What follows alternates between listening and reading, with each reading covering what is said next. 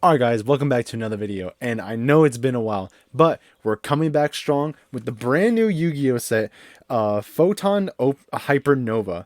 Now, I haven't played Yu-Gi-Oh in a long time. The last main Yu-Gi-Oh set that I opened just for cards to start playing was about like, oh man, I want to say was the set with I forgot the name of the set, but it was called Sky Strike. I forgot the name of the set, but it had the archetype Sky Strikers in them. And at the time, obviously, that was the big money like deck. But although I'd say I got competitive when Code of the Duelist came out, and ever since then, from Code of the Duelist to then on, until like Thunder Dragons became a thing, I only played Trick Stars. And I just really haven't touched any Yu-Gi-Oh products since then, but I decided to open this because I heard this was a pretty good new Yu-Gi-Oh set. I've kept up a little bit on the side, just to see if anything happens. Trickstar Life Stage is back at 3, so maybe I'll come back to the game one day if I ever built like a full power Trickstars, or just like what's the best variant basically. So maybe one day I'll do that. But for now, I'd like to open this set. This set looks very cool. There are definitely some big hits in this set, just off the Secret Rares alone. The Starlight Rare would be pretty cool to pull, but I don't know. We're going to have to see. The chances are very slim, but let's get straight into it and see what we can pull. Now, really, there's some Yu-Gi-Oh products that I have opened on the side, but they're more like subsets. So I've opened a decent amount of Mavens, trying to get the any of the Egyptian rares. Because maybe I was able to get lucky and get a good hit. But for this set, we have Land Flipping, Branded Befallen, Scareclaw, Kashtira, Light of the Branded. Ooh, okay, we got an Ultra Rare. Oh, that's right, the hits are in the middle. Oh, damn, there's no rare anymore?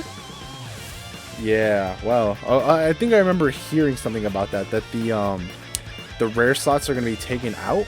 I don't know how it works now. I don't know if you're guaranteed like a super still.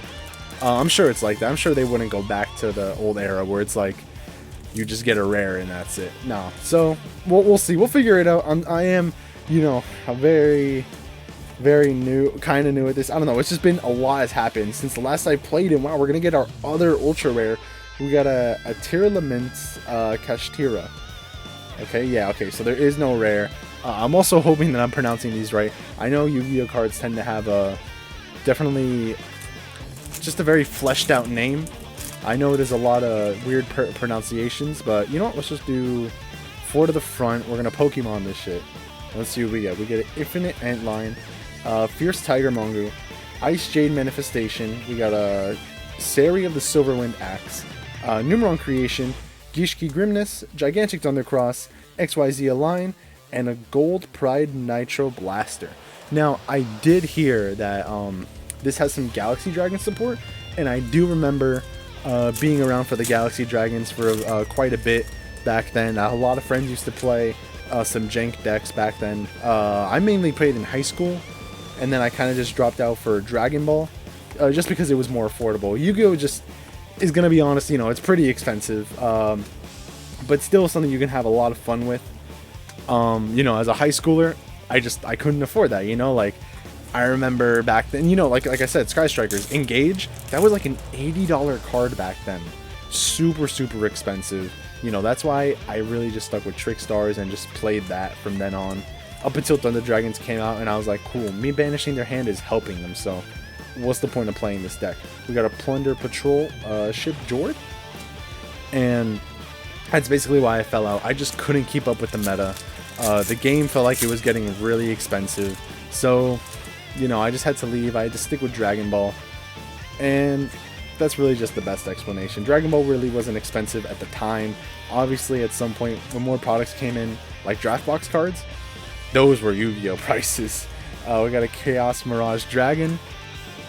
Like, I remember when the first draft box came out, you needed like 4 copies of a $80 card, and I was like, that sounds familiar.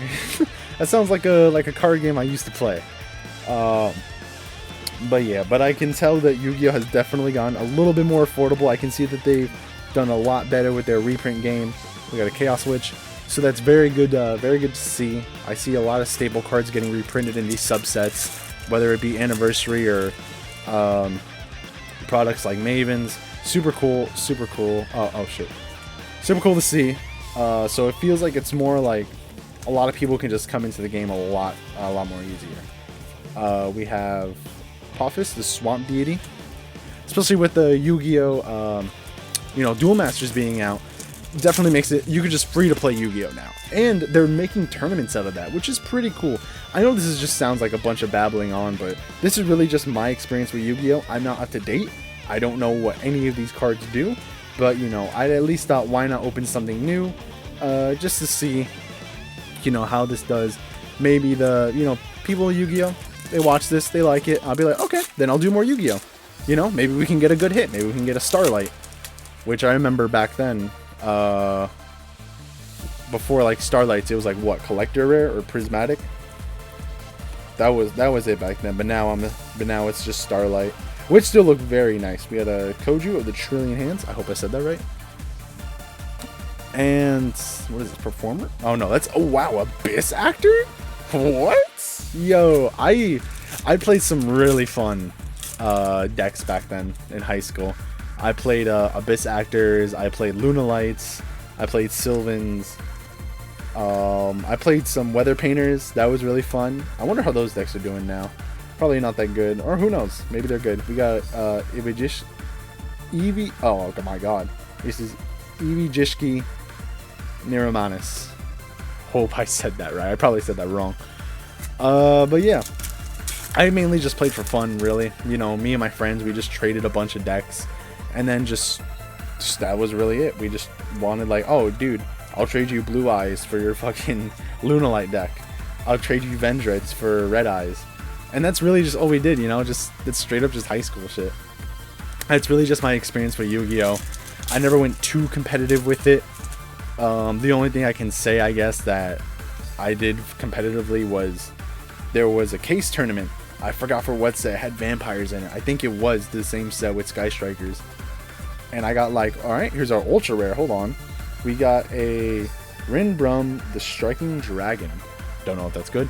But yeah, it was like a case for that set. And I got like fourth place, I think. I don't know. And I was with Sky Strikers, and I was just a high schooler, So that felt really good. That was probably the most competitive that I ever got with this game. Other than that, I just got blasted by every other deck. Okay, here we go, another ultra rare. We got Gold Pride Captain Carry. I'm pretty sure that is the last ultra rare. I think a box is 4 ultra rares, 2 secrets, or maybe it's 6 ultra rares. I forgot. It's really been a while since I opened up a Yu-Gi-Oh booster box. Oof. But I remember back then, man, I opened a decent amount of Maximum Crisis. I still have I have a I have a secret rare, the first edition Ash Blossom still in my Trickstar deck, and I just want to hold on to that. I don't want to sell it. That just has, that has history, so I feel like I gotta keep it. But so far, I don't know if we're doing good for these pulls. You guys let me know. From what I see, we have the Abyss Dragon Swordsoul. From what I've seen, the bigger hits being, doesn't look like we're getting them, but I could be wrong. I didn't really check the ultra rares. I checked the secret rares. I have a friend that I work with who does play Yu-Gi-Oh. So if any of these are helpful, then I'll just hook him up, give him these. I'm looking for the Galaxy Dragon stuff. That's mainly what I'm looking for. He really needs those. I'm not gonna hoard any of these because what's the point if I'm not using any of them? I'd rather help friends out, give them what they need. So hopefully we can at least pull something for the collection. We have been getting pretty lucky on this channel. We got 2 hits straight in a row. It was Seeker for Dragon Ball, and then the Golden Arceus and the Mewtwo we got recently. So hopefully Yu-Gi-Oh can give us some luck. Hopefully, Heart of the Cards and all that. But I don't know if I would ever come back to Yu-Gi-Oh. I don't know what the metagame looks like now. The ban list just came out. Alright, ooh, there we go. We got our first secret rare. We got a Kashtira Theos. I think this is actually one of the good ones. Pretty sure this is one of the good ones. I can just imagine people are either like, nah, trash, or just like, damn, he got some good shit. And I'm just like, yeah, I don't know, dog. I don't know. But we're going to sleeve it up just in case. It is a secret rare nonetheless. I did see that this archetype is apparently going to be really, really good. So hey man, let's just go with it. It's good. I'm sure I'll put a price up.